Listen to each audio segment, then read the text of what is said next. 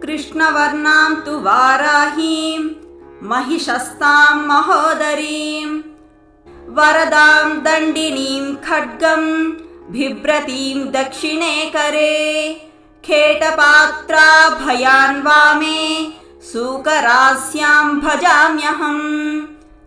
स्तुति।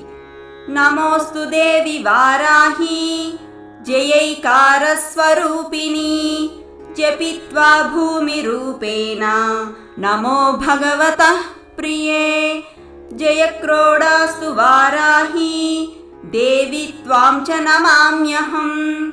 जय वाराहि विश्वेशी मुख्यवाराहि ते नमः। मुख्यवाराहि वन्दे त्वाम् अन्धे अन्धिनि ते नमः। सर्वदुष्टप्रदुष्टानां वाक्स्तम्भनक